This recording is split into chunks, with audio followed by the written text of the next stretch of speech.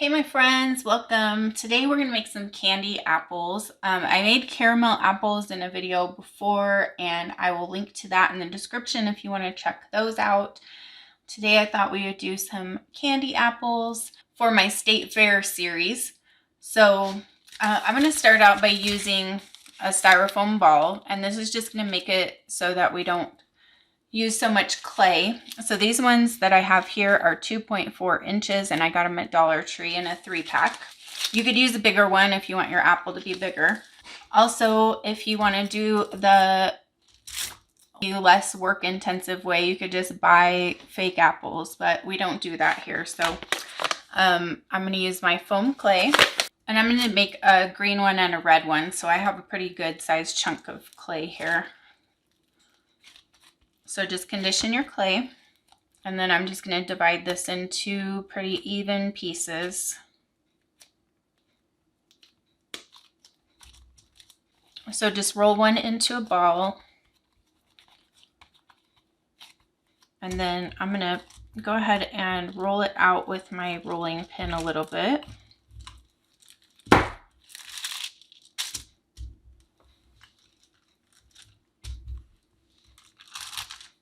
And then I'm going to put my styrofoam ball in the center and then just kind of pull all the clay around it.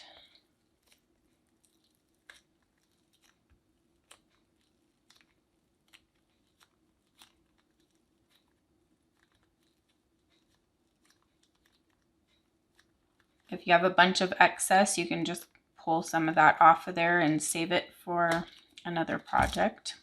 So now I'm going to focus on trying to get the apple shape here.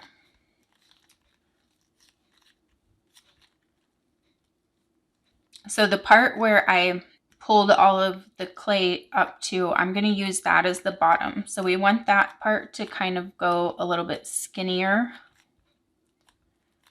like the bottom of an apple does.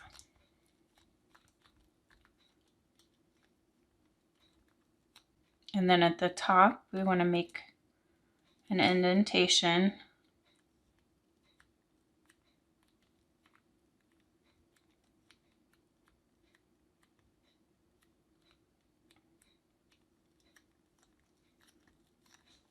And you'll want to get this as smooth as you can so that when you put the candy coating on, it'll be nice and smooth. So that part might take a little bit of work. And this bottom part right here is not going to really matter too much because this is going to be sitting on the surface, and also when the candy coating goes on, it's going to kind of pool down at the bottom. So you really don't have to worry about getting all of this really perfect. And then I have a skewer. I'm actually going to break this one in half because it's pretty long and I don't really need the whole thing. So then I'm just going to go ahead and stick that down in there.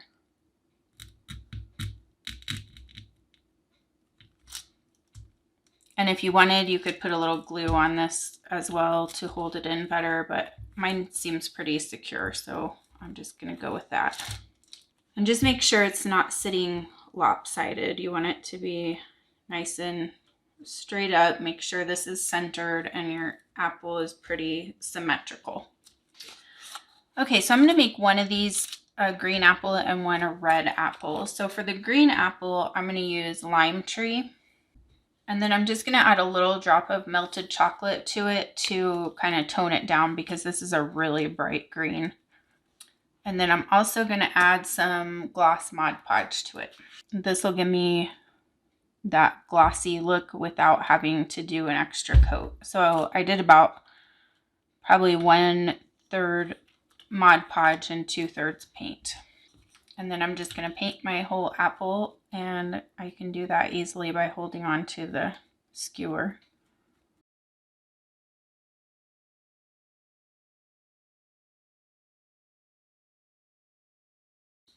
And then for the red one, I'm going to use this apple barrel. This is Real Red Gloss. If you don't have a gloss red, just do the same thing. Add your Mod Podge to this mixture as well. So I'm going to add that, and then just a little touch of black. Just to darken it up a little bit.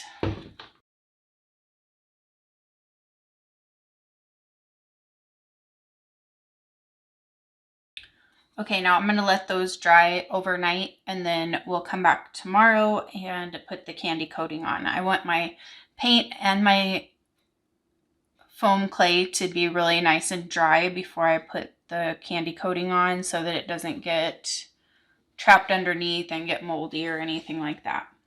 Okay, so to make the candy coating for the apples, we're going to use resin.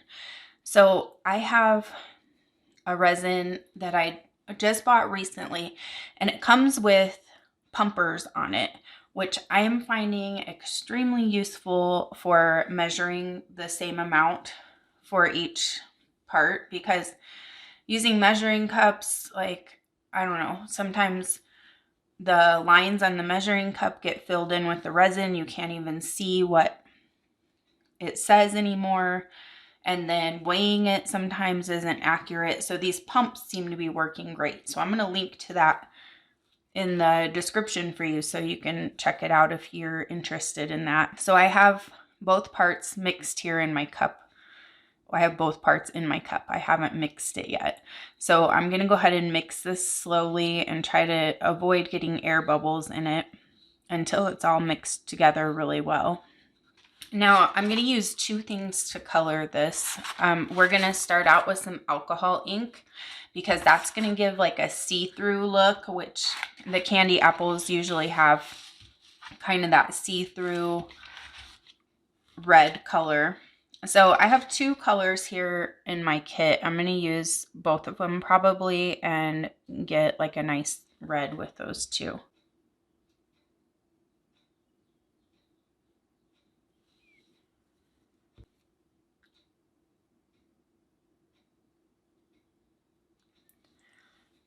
So for the amount that I used here for my resin, I did 6 pumps of each part of the resin.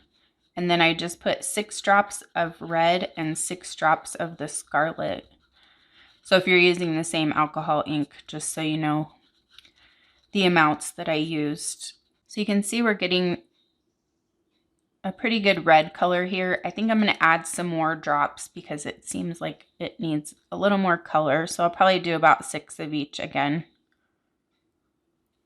because we want this to be really vibrant. Okay, that's looking a lot better. But now we don't want it to be completely see-through. We want it to still have that see-through-ish look, but I'm going to add a little bit of paint to give it a little bit less see-through. Hopefully that makes sense. So the one I'm using is True Red from Anita's. You can use any kind of bright red. I know Apple Barrel has some really nice ones too. That would work great. So I don't want to put too much of this at all, just a little bit. So you can see there, I just have like a good sized drip. And I don't know if you can see the difference here, but it's still see-through, but it's a little less, I guess, like glass looking and more like a candy coating looking. And it's more vibrant now too, since I added the paint. So this is looking perfect. So what I'm going to do, this part is super, super important. So I'm going to let this sit because I want it to thicken up. If I pour this on my apple right now, most of it's just going to run right off of the apple, and I'm not going to have much candy coating look on there at all. So I'm going to let this sit. I'm not sure how long it's going to take. I'm going to have to keep checking in on it every little bit. So maybe about every 15 minutes, I'm going to check on it and see if it's thickening up. It's going to depend on the resin that you're using, the temperature that it is in your house, all kinds of different things. So I'll tell you what my end result is, how long I had to wait, but it may be different for you. Okay, so I've got my candy apple coating and I've got my 2 apples that have had some time to dry. So I'm going to go ahead and put the candy coating on. So see how thick this is? I've let it set for about, I want to say, an hour and 15 minutes. So it's nice and thick, so it's not going to all just run right off of the apple. So I'm just going to take some and just start putting it on here. And because it's not as runny, we're going to have to kind of smooth it out a little bit.